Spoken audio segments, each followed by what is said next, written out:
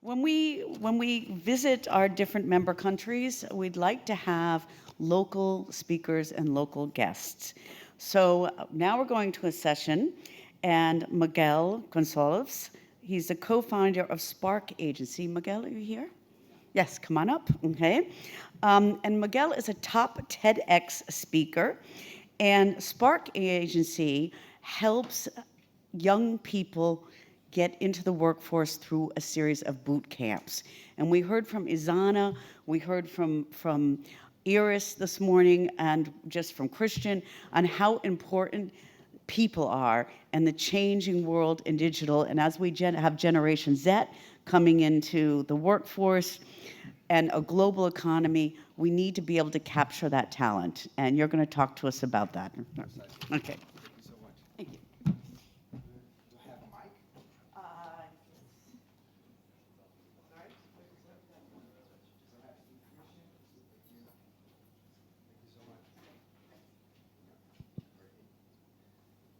Is it working? It is. So, everybody okay? Feeling good? From 0 to 10? 8. By applause, how good are you this morning? By applause. Okay, that's good. So, as Kimberly said, I will talk to you about a little about teams and behaviors, and especially about agility. But if we consider the previous presentation by Christian, the last book, one of the books he told us about, Homo Deus, who actually read that book? Well, you should. Actually, you should all try to read that book, because on the first page, that book is going to blow your mind. On the first page. Because on the first page, that book says something really unique and special. So until the moment, we had 3 major obstacles that used to be on the basis of humanity collapse. So we used to have hunger or subnutrition, we used to have epidemics and violence. And Homo Deus on the first page shows something really interesting, which is on 2016, it was actually the first time in history where more people killed themselves than all the violence combined in the world. The first time. On 2016, it was also the first time that more people die from eating too much than too less. So McDonald's and Coca-Cola are actually killing more people than subnutrition all around the world.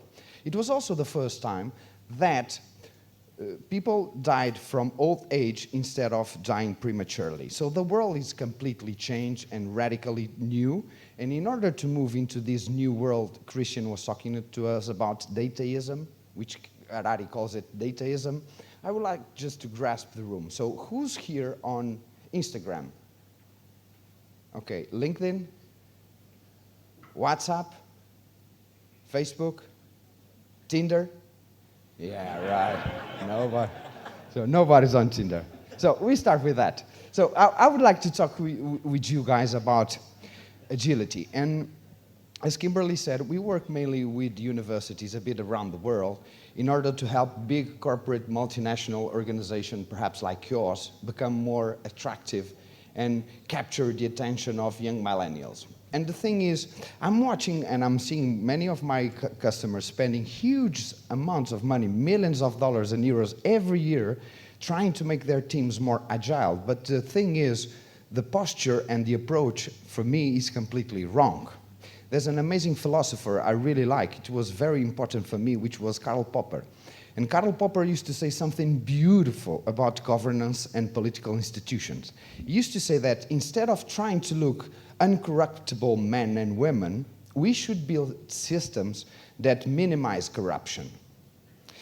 And this is a total new approach we should do to agility, because what I'm seeing is that we're trying to find agile people, and then we stuff them in old and medieval institutions with very, very slow and bureaucratic processes, like the image Christian showed us.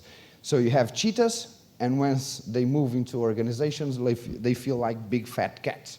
It's like you having a huge Ferrari, but there's a huge traffic jam.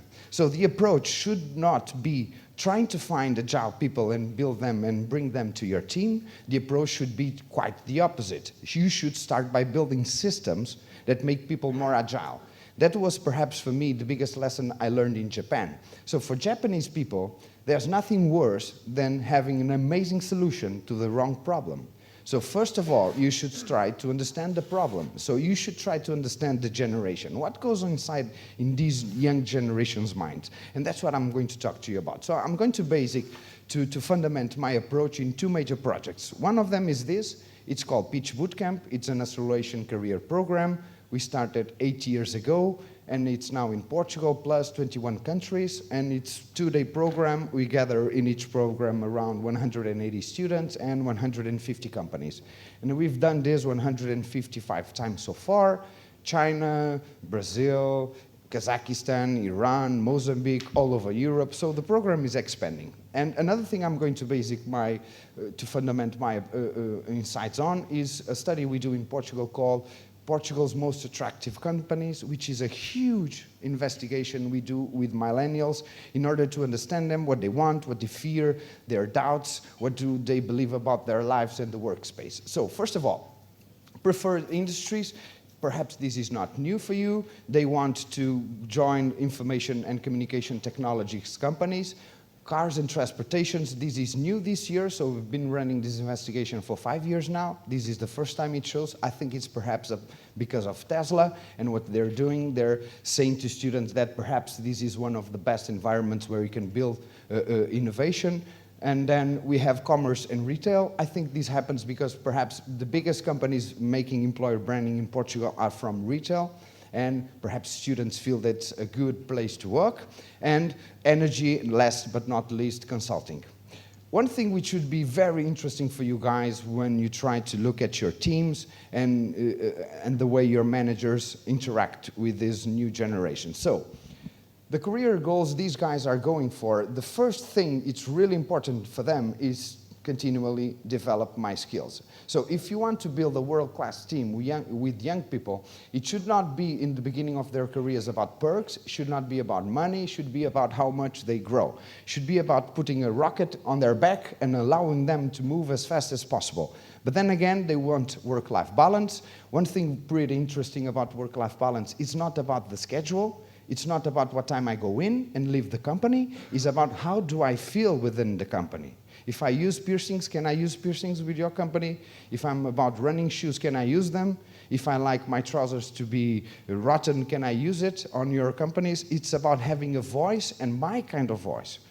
It's not about modeling to your systems, it's about bringing myself to the systems you have. This is completely new. And then we move to, as you can see, intellectual challenges and merit. This is one of the most important things to this generation, feeling that in your teams, there's meritocracy. I'm going to get rewards for the job I do. If you see on the long term, this is a very paradoxical generation because they really want work-life balance, but a very high compensation pack. I assume that all of you guys, yeah, some people are laughing. I assume that all of you that have really high and generous compensation spec, you don't have so much work-life balance, but these kids don't know it yet, and they demand for it. They assume it's inevitável. Alguém me ajuda? Precisely. Thank you so much. But look how paradoxical these guys are. They want work-life balance, a high composition pack, but they want to feel safe and stable at their jobs. They still don't know that if you want to feel safe at 40, you cannot feel that at 20. It's your job to explain them. Another thing which is very interesting is the fears they have when they move into your organization. What goes on their minds? What do they really lack of? So they fear not feeling prepared or qualified. Many of these students listen that the knowledge you get from the university, you are not going to apply it within the company. So the thing they really feel about is not being able to perform at your levels, at your standards. So a lot of people say that this generation is somehow spoiled, a little bit naive, completely self-centered. I think it's true. These guys don't want to get email. They want to get me-mail, specifically for me, not trash, not junk email. But at the same time, they really want to perform.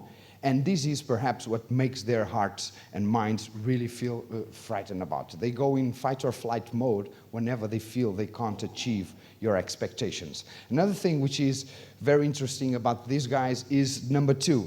dislike the jobs and tasks. So this is very important because, for instance, if your teams are going around universities, talking with young graduates, saying stuff like, you should follow your dreams, you should follow your passions, you should change the world, you should do what you like, somebody must tell them that perhaps like 10, 15, 20, sometimes 50% of your week, you're not doing stuff you like, you're doing stuff you need in order to keep being relevant. They don't understand this yet. So it's your job to let them know that when they enroll in your companies, they're not going to do what they like, they have to do what they need in order to be the big picture if they like it.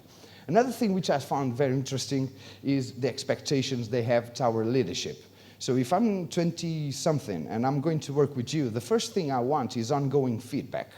So you have to try to go inside these guys' minds. I don't know how's in your specific countries, but at least in the places where we've been running Pitch Bootcamp, it's like this. So when we were youngsters studying at the university, we used to do like bears. We hibernate in January, February, and then on June and May. Two moments on the academic calendar where we used to study.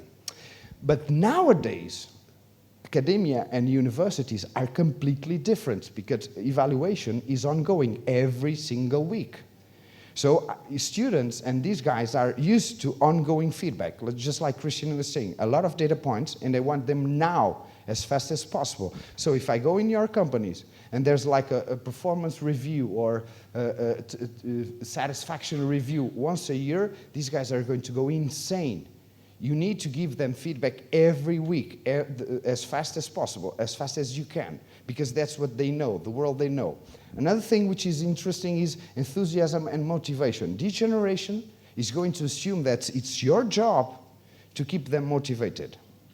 In my teams, for instance, I say to people all the time, my job as a CEO is not to motivate you. My job is to remove stuff that demotivates you. That's what I believe it's my job. But these guys are not into the same page.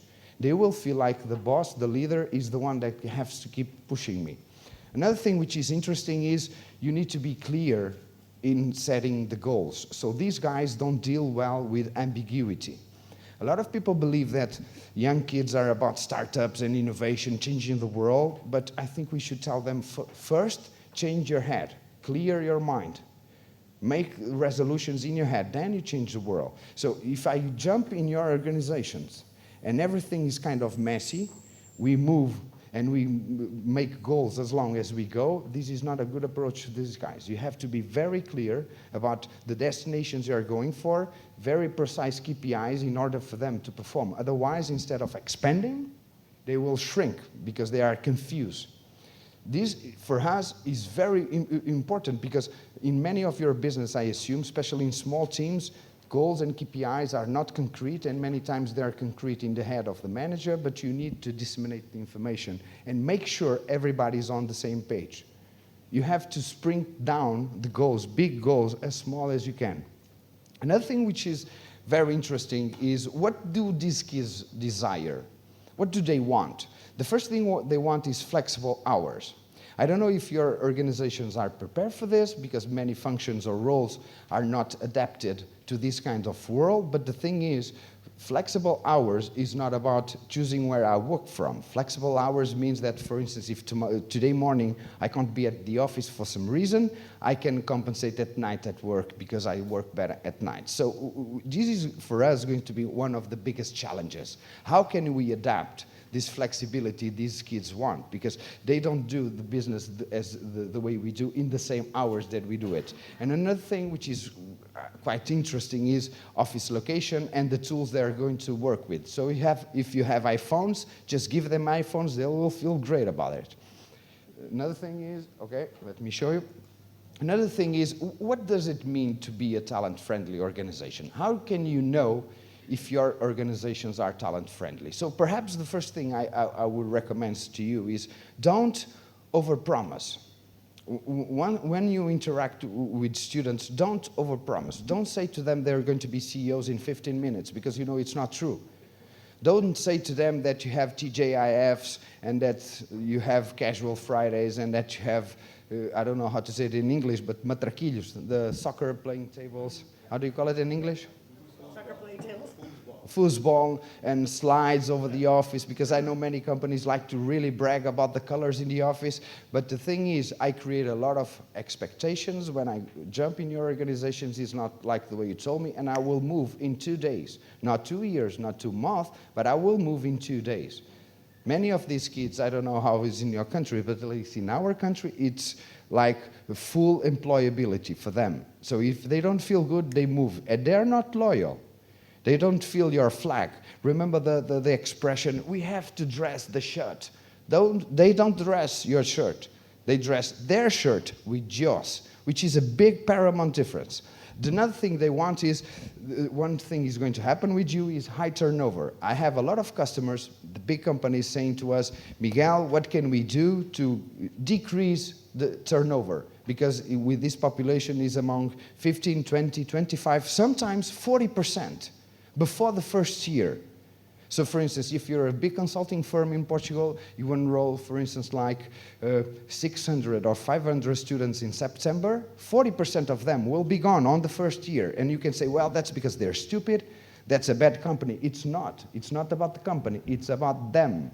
You can have the most amazing company with the best offices in town. They will move no matter what you do.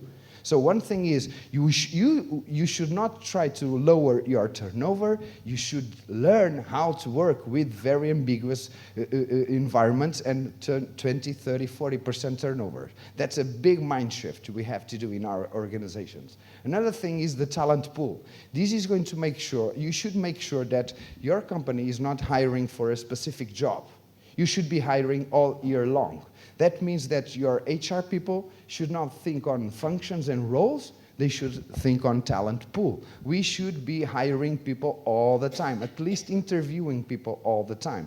And usually, for instance, if I'm in HR, in this guy's company, let's imagine, and we need like a Scrum Master, or we need like a front page developer, and he's going to talk with us and say, do you know somebody that can fulfill these roles? This is a wrong approach. You should ask your people, who's the most intelligent people you know?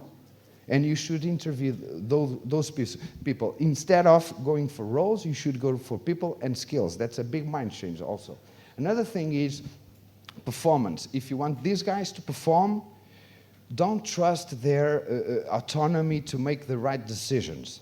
You should, again, try to build systems very clear with goals very specific, because they will perform much, much, much better when they know where to go. There's a philosopher I really appreciate, Seneca. Seneca told us something really beautiful. He said that those that do not know where to go, to those that do not know where to go, no wind will be favorable. So these kids are the metaphor of this saying from Seneca. So goals and performance indicators as clear as you can, and as broken and specific and small as you can. I don't know if you know Google's OKR methodology. The first time when I was in Silicon Valley, one thing I really learned and brought to the company was Google's OKR methodology, objectives and key results. So they have 4 goals, and each goal has 4 different criteria to them. And they break down the year's goal in quarters. So this helps a lot, these young people, to understand what's expected for them and what's a good behavior.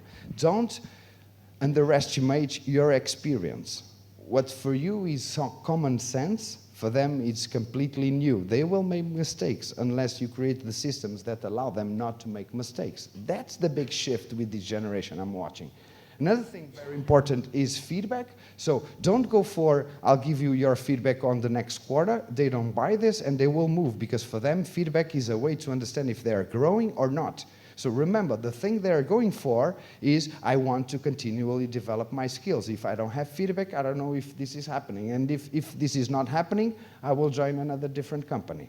And another thing which is very interesting is perhaps some of you guys, when you are trying to hire, you go with the Star Wars narratives and movie narratives and superhero narratives. Sorry about the French, but bullshit. They don't buy it anymore. The Jedi, DevOps, blah, blah, blah, blah, blah. You're going to be a Master Yoda of HTML5 coding development. Bullshit. They don't buy it. They know it's not true. They know it's not true. So don't treat them as children. treat them as you want to be treated yourself. That's the big change.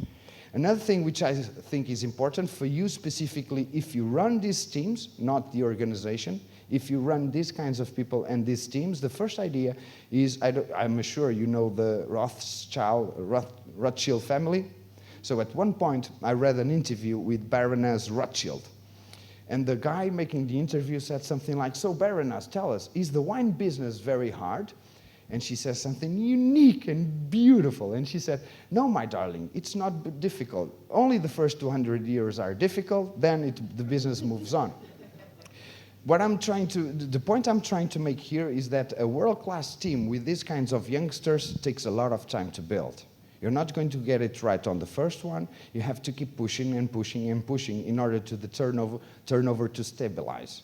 It's not going to happen on the daylight. It's going to take some time and a lot of time, specifically if you need those people to develop very high-skilled roles. Another thing is if you manage these guys, transparency, kindness, and generosity.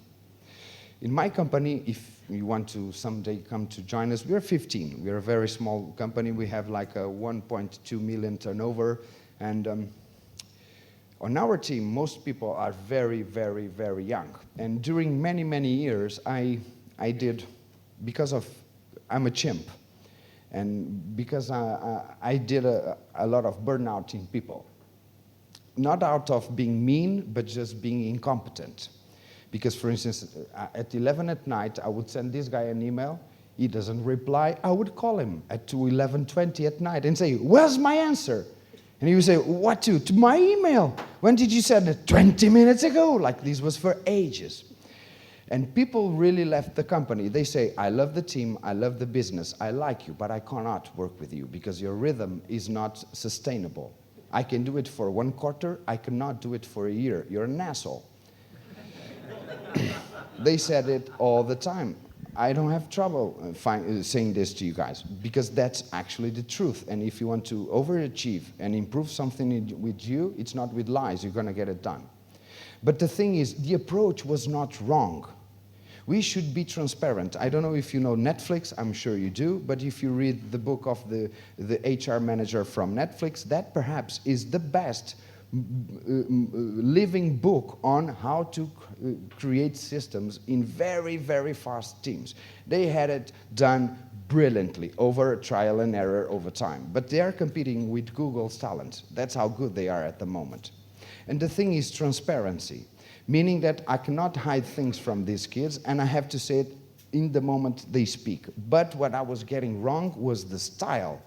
These guys don't go for Nazi style. These guys don't go for strength styles. You have to be kind, otherwise they will move. Even if what you're saying is good and it's proper and is legitimate, you have to tone down your style. So if in your team you have managers shouting at people, make them go away as fast as you can because either they go or the team goes because these guys don't take shouting from anybody at the moment. And then you have to be generous. Do you know the expression, there's food on the table, everybody eats. If there's some food left, the leader eats. So this is what we're seeing with these kids. They don't like the leader to be the first person to get satisfied. They respect people that satisfy themselves for last. And that's a big change in our organizations. Another thing is the goals. For a lot of time, for instance, Luis is here, he knows me for many, many, many years. And during many years, I thought that my reference was people like Plato and Picasso and Bach and Elon Musk and stuff like that. And then at some point I realized that if I keep comparing myself with these guys, I will feel miserable every single day of my life. That's the truth. Because if you think you're the smartest guy in the room, well, that just means that you're in the wrong room. You should try to move to a different room. And the thing is, when we think of goals, this is going to be very counterintuitive for you guys. We should not go for out of the stratosphere goals because these will make your teams feel frustrated. So I like to think in an acronym called 4P.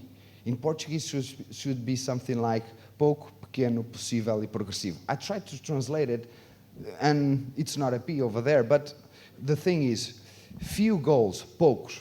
not too many goals, few. Because if you have them too many goals, this will be what Christian was talking to us about, the data information syndrome. There's a point after where too much information is not good for decision making.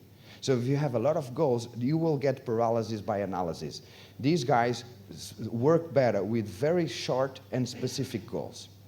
They should not be huge, because if they're huge, I won't even start. For instance, imagine I tell this guy he needs to go to the gym 7 days a week. He will say something like, my friend, you're completely insane. You're worse than Donald Trump. I won't do it, I'm sure.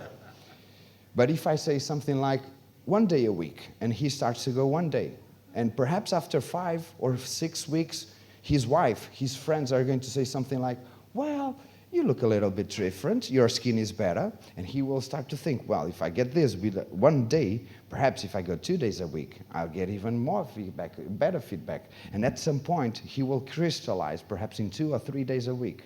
So what psychology, which is my background, and engineering, but psychology, what psychologists teach us is the resistance to change will be as high as the amount of change you want to put on people. So if you want people to change, you do it properly, but nice and slow. Not huge change, because people won't even start. And then they should be achievable. Don't put these kids on tasks that you know they can't fulfill, because they will leave your teams, because they will feel frustrated. Because remember the first fear they had?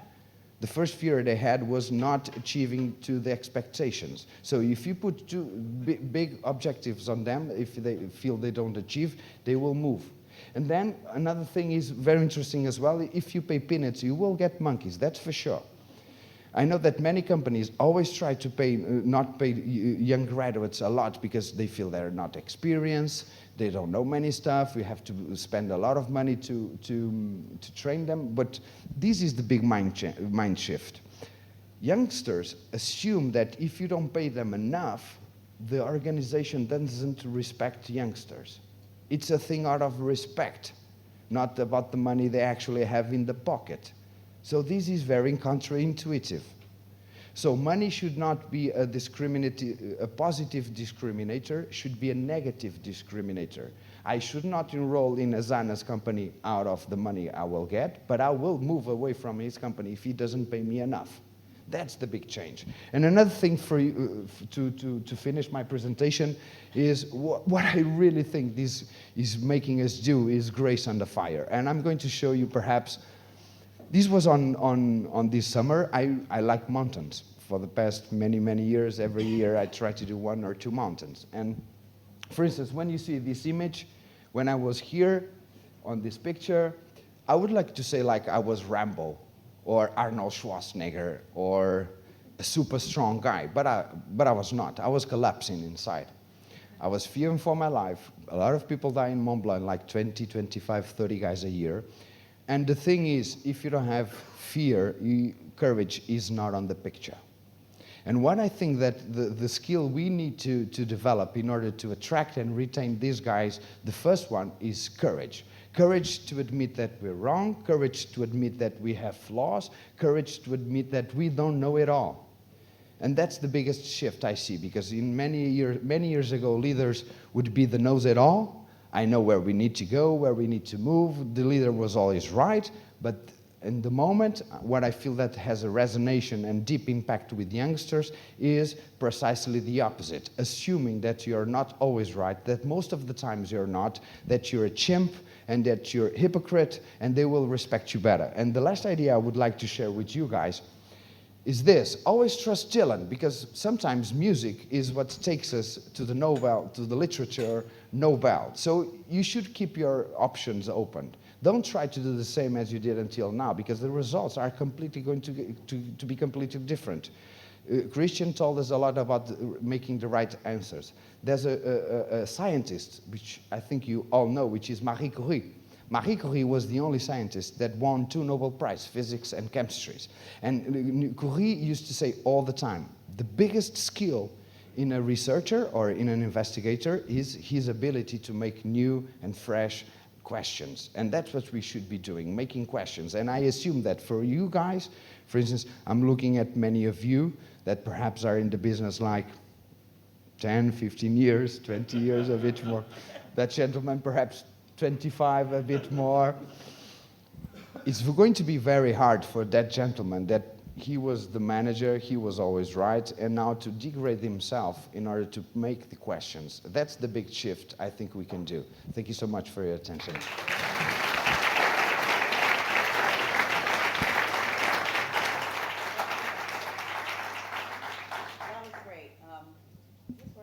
Yeah, I think it is.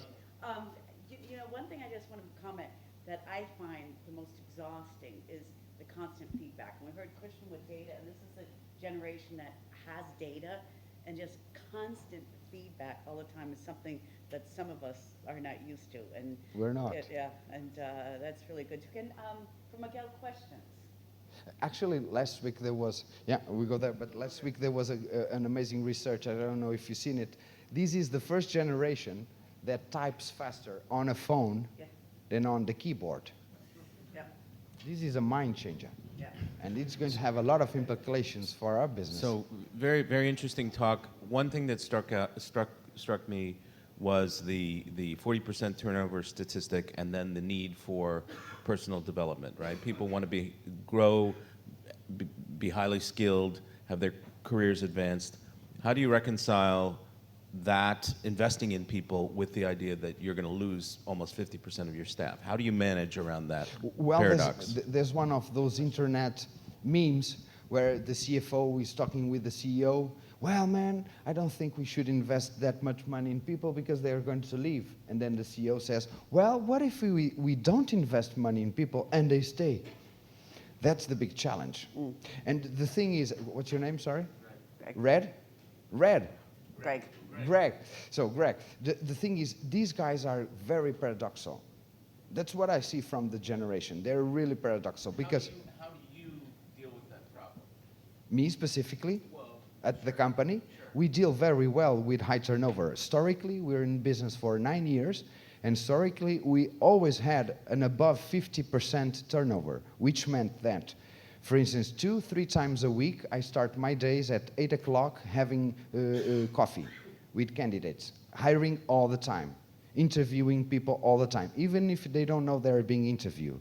We create very structured SOPs, standard operating procedure, which means that if I'm leaving the company next Monday, you can join us on Friday, and 1 day overlap is enough for me to make sure that you can perform and you have all the information you need in order to be world class. So this makes us have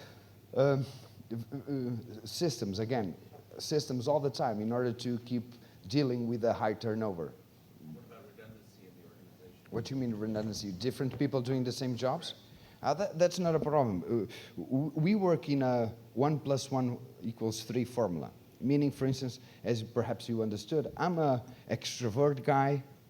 I like people, I like to hug, I deal well with ambiguity, fast speed. And for instance, at the company we have people, most of my colleagues are engineers.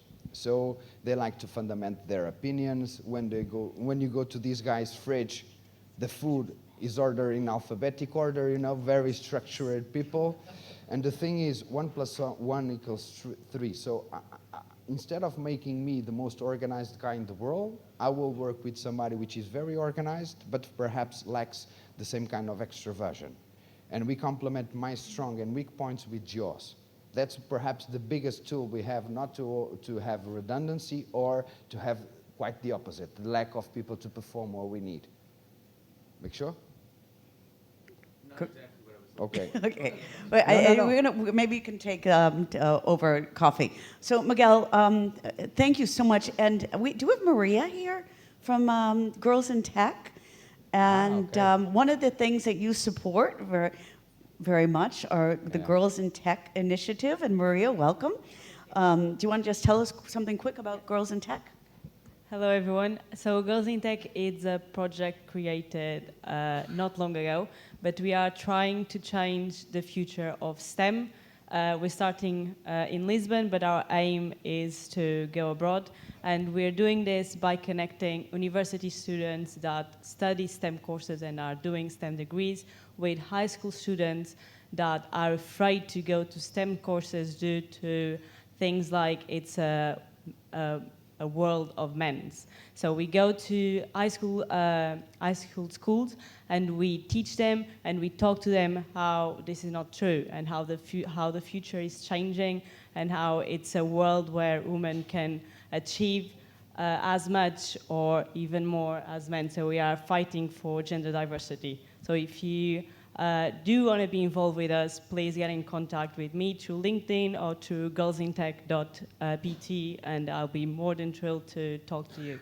Thank you so much. And one of the things, Miguel, if you want to come over here, from SIINDA and Jon Martinson, can I ask you to come up? And thank you for the time, and to support locally. SIINDA is making a donation to Girls in Tech. And Luis, do you want to come up also, a SIINDA board? Okay, and our Portuguese board member here.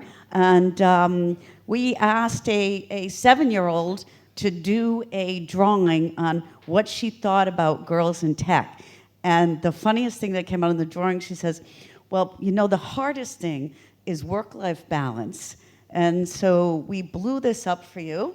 And you can hang it in your office. And she said, it's the work-life balance when I'm in tech and I have to work, and the 2 little computers going to the computer spa. I thought this was hysterical. And it kind of is the real life of girls in tech. So you're getting a donation for us, and thank you so much for taking the time to be here. And Miguel, thank you for suggesting this.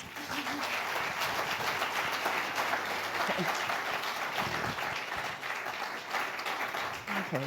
And with that, we're going to take a coffee break, and we have some great speakers after the coffee break. Thank you.